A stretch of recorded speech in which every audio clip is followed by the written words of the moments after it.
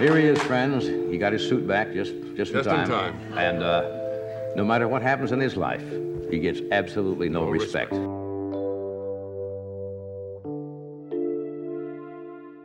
Johnny Carson was the king of late-night television for 3 decades, charming millions with his wit and effortless style. But behind the curtain, not every guest left him smiling. Some clashed with his sense of timing, some bruised his trust, and a few crossed lines he could never forgive. Join us as we uncover the 7 Golden Age stars Johnny Carson called truly evil. Bob Hope. To millions of viewers, Johnny Carson and Bob Hope looked like 2 masters of comedy, sharing the same stage with warmth and mutual respect. Always kind of nice when Bob Hope comes to Los Angeles for one of his recent stopovers, because we usually get him on the show. Hope, with his sharp timing and years of Hollywood fame, was considered one of the biggest stars of his time. Carson, the king of late night, had a natural way of making guests shine. When they sat together on The Tonight Show, it looked like comedy history in motion. The audience saw 2 legends side by side, 2 men who seemed to understand each other perfectly. But off camera, it was very different.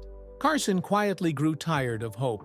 What the audience saw as friendly banter, Carson felt as a suffocating routine. In public, Hope was a guaranteed crowd pleaser. His name alone could bring viewers.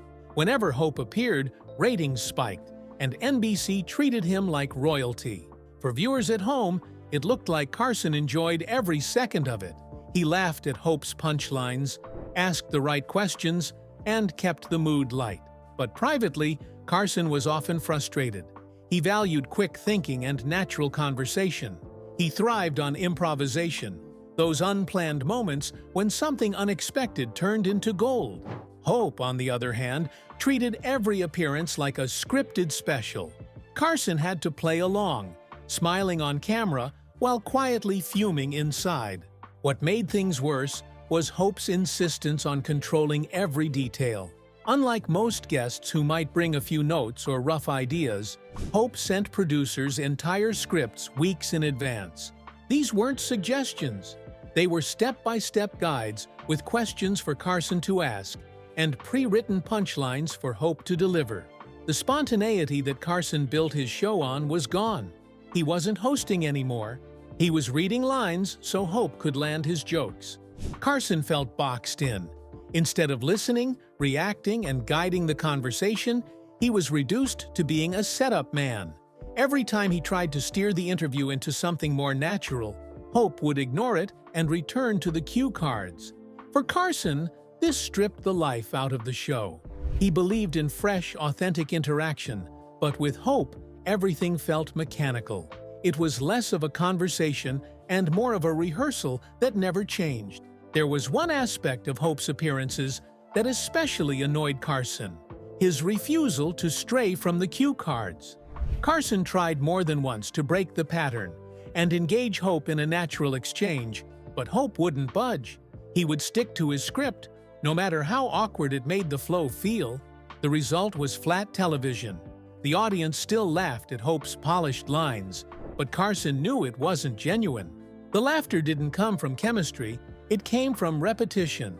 Carson became bitter about it. In private, he started joking that he was nothing more than Hope's warm-up act for Texaco, a sharp dig at the corporate sponsorships that often followed Hope's appearances. To Carson, it felt like the show wasn't his anymore when Hope came on. It turned into a platform for Hope's old routines, carefully rehearsed and branded. This cut at the very heart of what Carson wanted late night to be: unpredictable, funny, and alive. Even with his frustrations, Carson couldn't simply banish Hope from The Tonight Show. Hope's celebrity power was too strong. He was beloved by audiences, respected in Hollywood, and valuable for ratings. Producers knew a Hope appearance would bring viewers, and that mattered to NBC. So Carson endured it. He smiled on stage, laughed at the right times, and played the part of partner to a legend. Behind the curtain, though, he disliked every minute. What made it harder was that Hope symbolized an era Carson wanted to move away from. Hope's style, safe, scripted, and sponsor-driven, belonged to an older form of entertainment. Carson was building something new. He had redefined late-night comedy with timing, improvisation, and sharp wit. Hope's rigid ways clashed with that vision. Every appearance was a reminder of the old guard, a style of comedy that Carson believed was no longer right for modern television. Bob Hope may have been a comedy legend, but for Johnny Carson, he was the guest who turned spontaneity into a script, and that was something Carson could never forgive. And if Hope tested Carson's patience, the next story shows how betrayal could cut even deeper. Joan Rivers. Johnny Carson rarely trusted people fully. He was friendly on stage, charming with his guests, and easy to laugh with, but off-camera, he kept a small circle. Few ever got close enough to earn his full confidence. And then back in Long Island at the Westbury Music Theater from the 8th through the 14th. Would you welcome Miss Joan Rivers?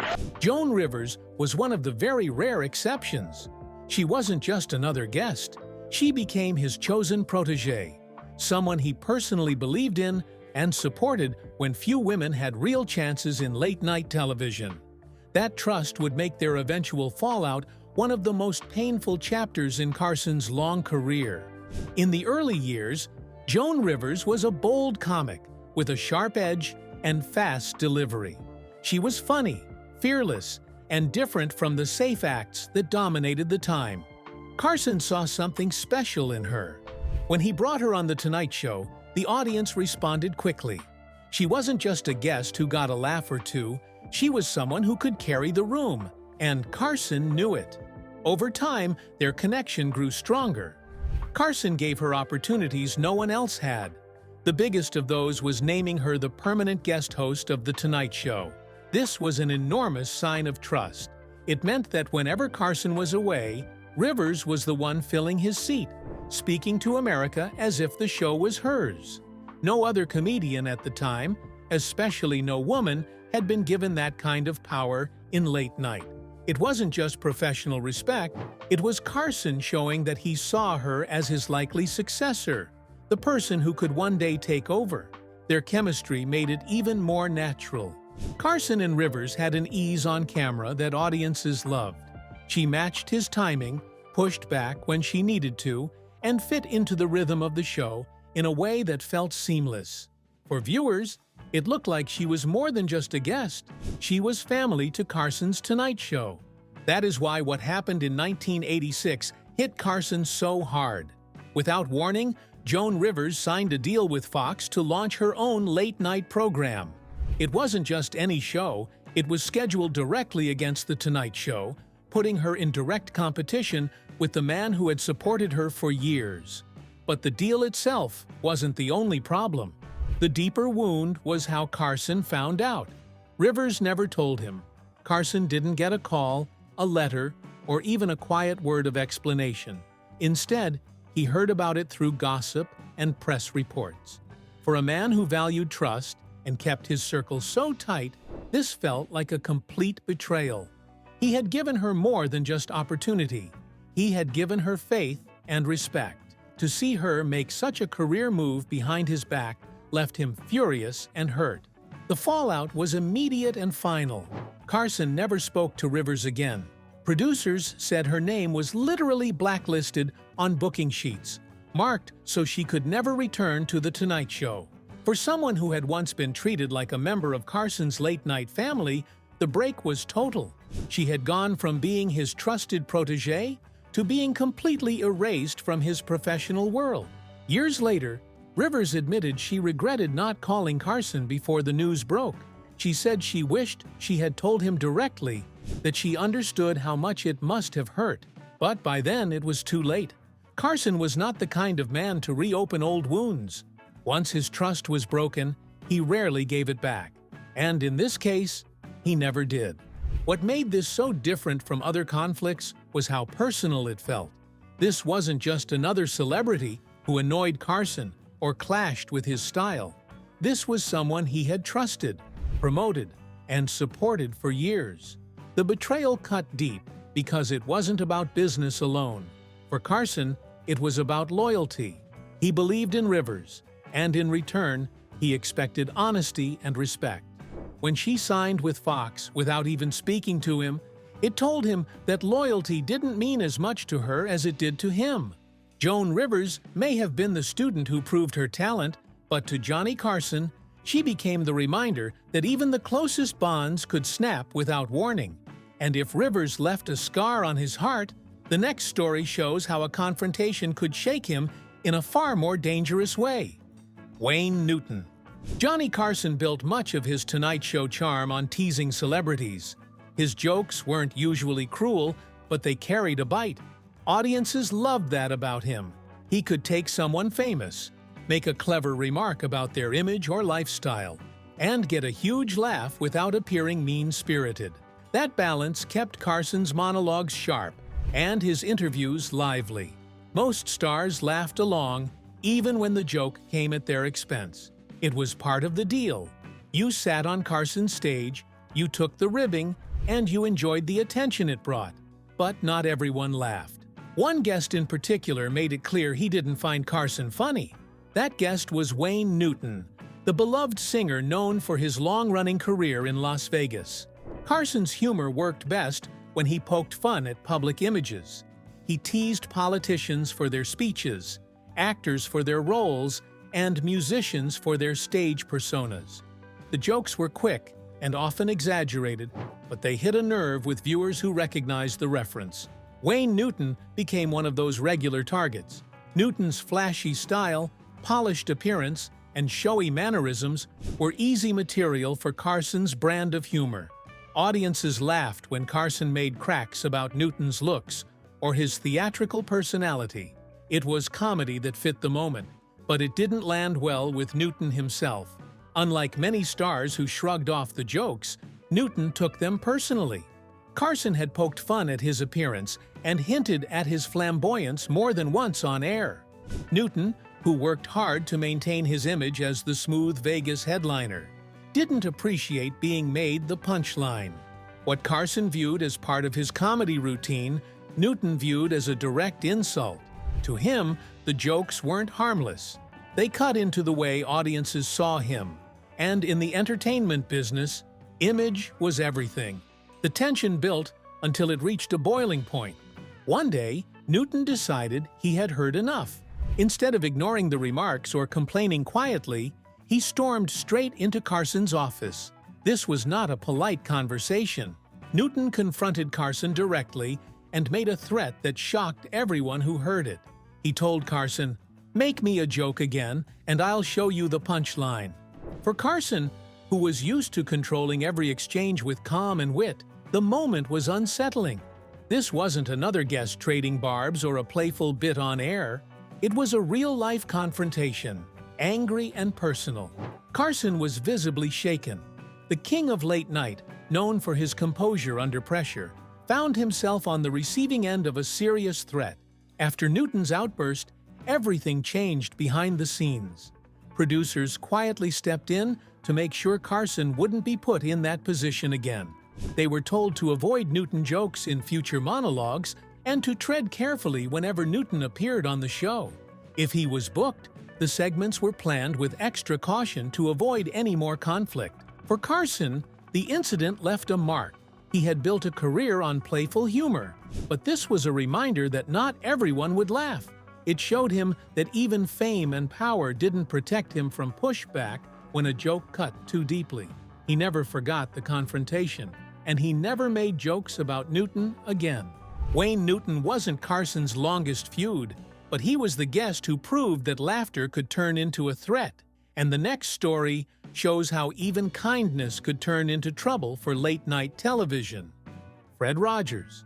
Johnny Carson had a long list of guests who brought energy, wit, and fast-moving conversation to The Tonight Show. That rhythm was the lifeblood of late-night television. Audiences tuned in for quick jokes, playful interviews, and moments that felt exciting and unpredictable. So when producers booked Fred Rogers, better known as Mr. Rogers, from the beloved children's program Mr. Rogers' Neighborhood. Fred Rogers is the host of the Emmy Award-winning popular children's show, which he's been doing for years, called Mr. Rogers' Neighborhood. Carson expected something wholesome and warm.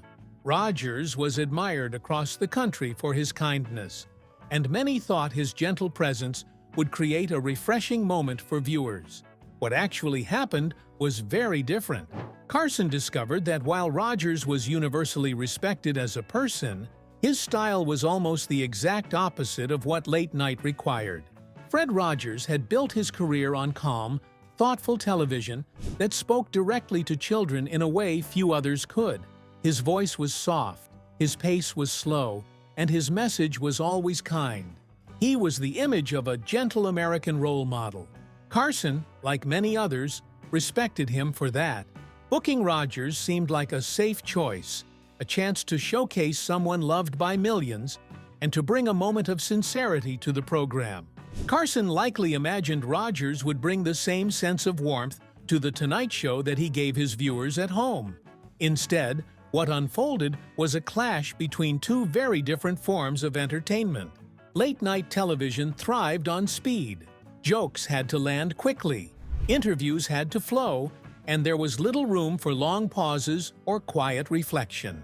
Rogers, however, was in no hurry. He spoke slowly, carefully, and without the comedic punch that Carson and his audience were used to. The result was awkward. On stage, Carson worked hard to keep the energy alive, but Rogers' slow cadence often led to uncomfortable silences. Jokes didn't land, laughter died down, and the audience grew restless. What made Rogers so powerful with children, his patience and gentle delivery, simply drained the energy from a show built on fast rhythm and sharp wit. Viewers at home may have found Rogers sweet, but in the studio, the mismatch was obvious. Carson knew it, the producers knew it, and even the staff backstage felt the strain. After Rogers' first few appearances, it became clear something had to change. The producers decided to shorten his segments to limit the drag on pacing. Instead of giving Rogers the same amount of time as other guests, they cut him down and kept his interviews brief. They also began scheduling Rogers strategically. His gentle presence worked best during the holiday season when audiences were more open to soft, sentimental moments. By limiting him mostly to December appearances, producers could frame his presence as a special occasion rather than a regular booking. This kept the damage to the show's flow minimal while still honoring his reputation. Carson never mocked Rogers or treated him poorly. He knew Rogers wasn't a bad guest in terms of personality. He was polite, kind, and genuine. The issue was purely about rhythm and entertainment value. Carson continued to keep Rogers on a limited schedule, but he accepted that their styles were never going to mesh. Rogers wasn't the kind of guest who could spark laughs, move quickly, or keep the audience buzzing. He was a reminder that The Tonight Show worked because of rhythm, timing, and energy. And if any of those pieces were missing, the whole experience suffered. Fred Rogers was never disliked by Carson, but he became the quiet example of how even kindness could disrupt late night's delicate balance. And the next story is about a Hollywood giant who did the same thing, but in a much louder way. Charlton Heston. Charlton Heston was one of the biggest actors of his time, known for his commanding presence and roles in films like Ben-Hur and The Ten Commandments. He carried himself with the authority of a Hollywood giant. His voice was deep, his delivery was dramatic, and he always seemed ready to give a performance. On screen, that style worked beautifully. In front of Johnny Carson's late-night audience, though, it became a problem. Heston didn't just talk, he delivered long, drawn-out speeches that drained the energy from The Tonight Show.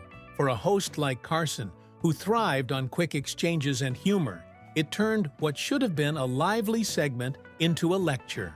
Carson respected Heston's career. He was a celebrated actor, a man whose performances had defined a generation of films. Having Heston on the show meant prestige, but once the cameras rolled, it quickly became clear that Heston wasn't suited to the late-night format. Instead of playing along with Carson's questions or engaging in lighthearted conversation, Heston slipped into intellectual monologues. He would talk about philosophy, theater history, or the deeper meaning of his roles as though he were addressing a classroom. His tone was serious, heavy, and out of step with what the audience expected. Rather than a guest sharing fun stories or witty remarks, Heston acted like a professor lecturing on stage. For Carson, this created real strain. His job was to keep the audience laughing, engaged, and entertained. But with Heston dominating the conversation, there was little room for Carson's comedy bits or improvised jokes. Entire planned moments had to be cut because Heston's long answers ate up the clock. The audience, too, grew restless. People came to The Tonight Show for fun and laughter, not for lectures on Shakespeare or Greek philosophy. Heston's seriousness made the show feel slower, and the usual buzz of excitement in the studio would die down. Carson, a master at reading his audience, could sense it instantly. The energy slipped away the longer Heston spoke, and that was one of the worst things that could happen on live television. Carson kept his composure on camera, smiling and nodding, but privately, he was frustrated. The late-night format was carefully timed, and Heston's habit of overrunning segments threw everything off balance. Carson wasn't the type to confront guests directly in public, but he knew he had to find a way to keep the show moving. One of his most clever solutions came after a particularly long-winded Heston appearance. To restore the energy, Carson immediately booked Don Rickles for the following segment. Rickles, loud and unpredictable, was the perfect antidote. His brash humor snapped the audience back to life after Heston had drained the stage. Carson also took steps to prevent the same problem in the future. He told producers to strictly limit Heston's segment times. Notes were made in advance to keep the conversation tighter, and staff were instructed to cut him off more quickly if he began drifting into his lecture mode. These adjustments showed how seriously Carson took the flow of his show. No matter how famous a guest was, he wasn't willing to let them damage the pacing again. Charlton Heston may have brought gravitas, but he also brought headaches. And the next guest in Carson's story wasn't slow or serious, but so wild that he turned comedy into chaos. Don Rickles. Don Rickles was one of the most unpredictable guests ever to sit across from Johnny Carson. Known as the Merchant of Venom, Rickles built his comedy on insults, delivered rapid fire to anyone within reach. Audiences loved it. No one was safe, Carson. The band, the studio audience, and even the network executives could become his target in seconds. He was hilarious, but he was also uncontrollable. Rickles was comedy chaos incarnate. His appearances guaranteed big laughs, but they also disrupted the careful rhythm of Carson's show. Where most guests followed Carson's lead, Rickles steamrolled through every segment. He ignored questions, skipped over cues, and took the conversation in wild directions that Carson never planned for. The audience roared with laughter, and television critics praised the outrageous unpredictability, but behind the scenes, Carson struggled. Carson's style was sharp but controlled. He liked the flow of a conversation, the rise and fall of jokes, and the satisfaction of timing everything just right. Rickles destroyed that balance. He was too fast, too loud, and too reckless. It made for incredible TV, but it also left Carson irritated. One of the most famous examples came when Rickles was guest hosting The Tonight Show in Carson's absence. During the broadcast, he broke Carson's prized desk box, a small prop that Johnny often kept on set. Instead of apologizing, Rickles turned the destruction into a comedy routine, mocking Carson while the audience laughed hysterically. When Carson returned and discovered the broken box, he walked onto Rickles' set in the middle of another show and confronted him. On television, it was comedy gold. Carson pretended to be furious. Rickles deflected with more insults, and the moment became one of the most replayed clips from that era. But privately, Carson wasn't amused. He didn't appreciate his things being treated like props for Rickles' act, and it only reinforced his feeling that Rickles had no boundaries. Carson was a master at hiding his true feelings on camera. When Rickles unleashed his storm of insults, Carson laughed along, rolled his eyes, and played the role of good sport. The audience saw two friends trading jabs, and the chemistry made for some of the funniest moments in television. But privately, Carson was often irritated.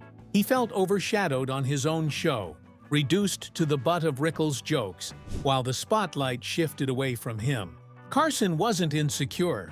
He had hosted the show for decades with unmatched success, but he valued respect. To him, Rickles crossed the line by ignoring limits, stealing focus, and refusing to follow the rhythm of the program.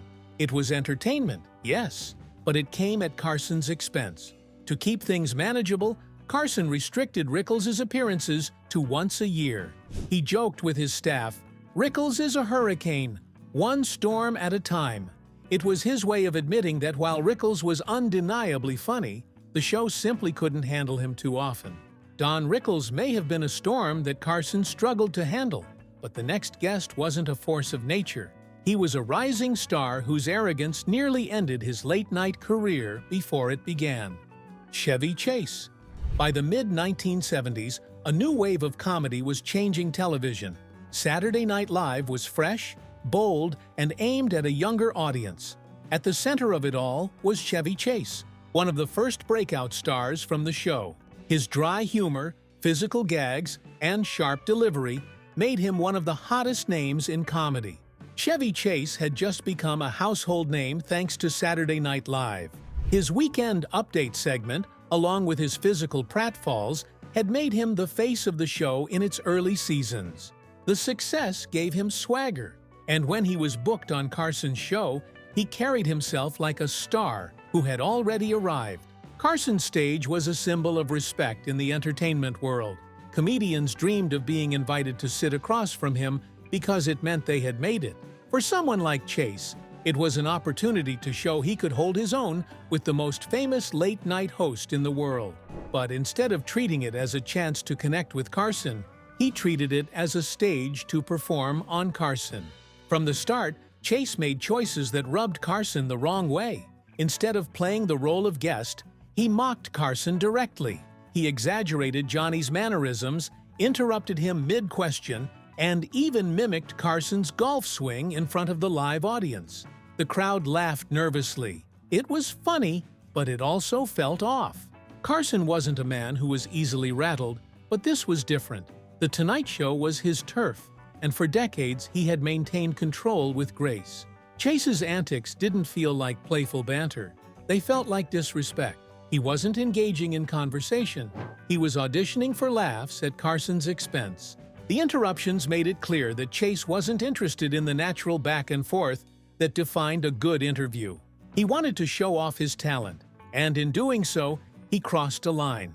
For Carson, who valued respect above all else, it was a moment that couldn't be ignored. Carson rarely responded to arrogance directly on camera, but behind the scenes, he made his feelings known. After Chase's appearance, staffers noticed immediate changes.